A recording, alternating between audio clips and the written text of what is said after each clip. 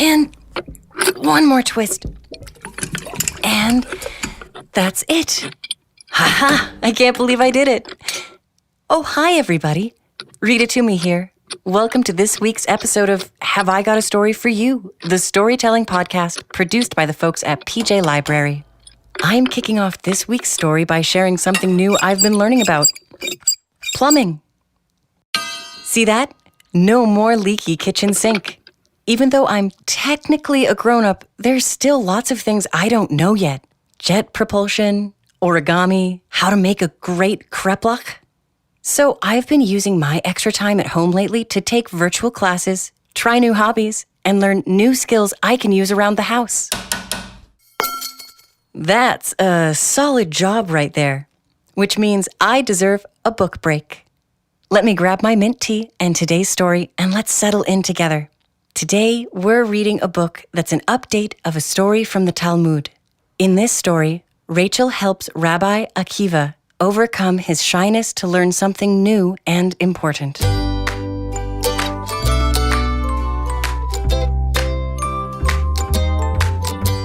The Donkey and the Garden is written by Devora Busheri, illustrated by Menahem Halberstad, and published in English by Green Bean Books.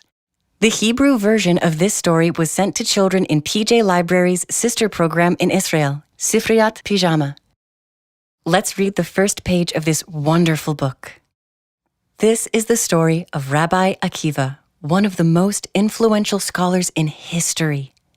He was a great rabbi and a wise leader, and his name was known far and wide. Even today, we speak of Rabbi Akiva and his many important lessons passed down through the generations. But this story isn't like other tales. It doesn't start at the very beginning when Akiva was small. Instead, it begins when he was big.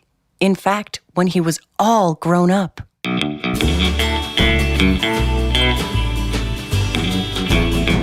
Once upon a time, Akiva was all grown up. He had a wife named Rachel. He had a job as a shepherd. And he had a house. Well, maybe not quite a house, but a barn full of straw that kept the two of them warm in winter and gave them shade in summer. Rachel had left a home full of riches to be with Akiva. Akiva knew that although he was poor and didn't even know how to read or write, Rachel believed in him. He hoped that one day they would have a better life. One morning, Rachel and Akiva went for a stroll. They passed pretty flower beds, vines with ripe grapes, and a little house where children were learning to read and write. Wouldn't you like to go inside and learn how to read with them? Asked Rachel. She knew that even though Akiva was 40 years old and big and strong and wise, he was sad that he couldn't read or write. Akiva looked down at the small children running past his feet. Can you see anyone here who is as tall as I am? He asked Rachel. I am a shepherd. He reminded her. When I stand tall, I can see where each and every little lamb of mine has wandered. Towering high, Akiva chuckled. I think they might laugh if I try to squeeze myself onto one of those tiny little benches. The next morning, Rachel called Akiva out into the garden. I want to show you something. It's a donkey, but not just a regular donkey. It's a donkey with a garden on its back. A garden on a donkey? Akiva was bewildered. Yes, this is a special donkey. Rachel insisted on taking the donkey with them to the market. From every corner, people pointed at the blossoming flowers on the donkey's back. Look, a garden donkey! A donkey garden.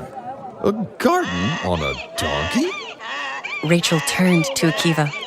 I told you this is a special donkey. The next day, Akiva and Rachel walked past the classroom full of children once again. Won't you just give it a try? Asked Rachel. Akiva gazed in awe at the wondrous letters on the writing board, but then looked down at himself. I am a shepherd. He reminded her.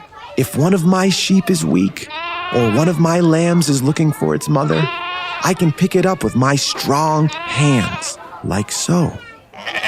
And he swept his animals up into his arms. Everyone will laugh when they see the pen disappear into my enormous palm.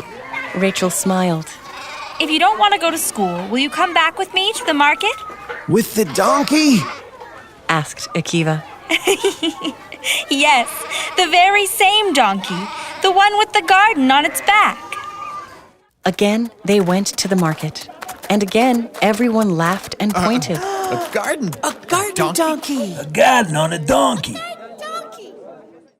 On the third day, Rachel suggested once again that Akiva go to learn with the children. Again, he refused. Well, the garden on my donkey is looking lovelier than ever this morning. So it will draw even more attention in the market today. And off they went. Indeed, the garden was beautiful. It blossomed and bloomed with flowers and fruits and berries.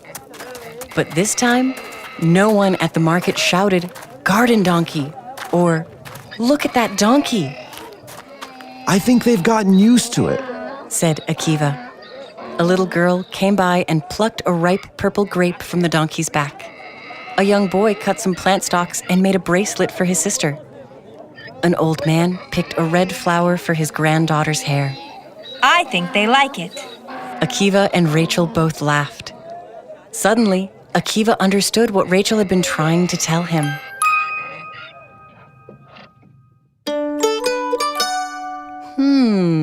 What do you think Rachel helped Akiva realize?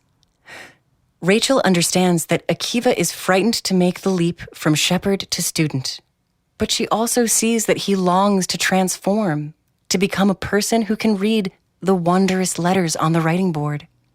Learning something new requires a little bit of bravery. Rachel, in her wisdom, helps Akiva realize that his embarrassment at being larger and older than the other students is temporary. It will pass. Now, let's get back to the book. And so, from that day on, while Rachel looked after the sheep on her own, Akiva went to the school. On the first day, he was nervous and tried to hide his long legs between the benches. On the second day, he sat hunched over his work, his pen disappearing into his huge hand. He could see every single child. And every single child could see him. Such a big man. They said with wonder. Such clever children, thought Akiva. On the third day, a little boy asked Akiva to help him hold the heavy alphabet board. On the fourth day, he wrote his very first letter. On the fifth day, he wrote his first word. Many days went by, and Akiva continued to write and learn. Until, finally, he became a true scholar. He knew how to interpret every crown on every Hebrew letter of the Torah. He became a rabbi and a leader, and his name was soon known to all the people of his generation. In fact, his name is still known to this day. Once upon a time, when I was all grown up, I learned how to read the Torah. Once upon a time, when I was all grown up, I learned how to speak Hebrew. Once upon a time, when I was very small, I learned how to write. Once upon a time, when I was all grown up, I learned how to dance. Once upon a time, when I was all grown up, I learned how to ride a bicycle. Once upon a time, when I was all grown up, I planted a garden. Once upon a time, when I was very small, I learned how. What a beautiful story. Knowing there is never a wrong time to learn something new is such a wise and helpful piece of advice for all of us. Once upon a time, I learned how to fix my sink. Yay me! Today's book was The Donkey and the Garden, written by Devora Busheri, illustrated by Menahem Halberstad, published by Green Bean Books.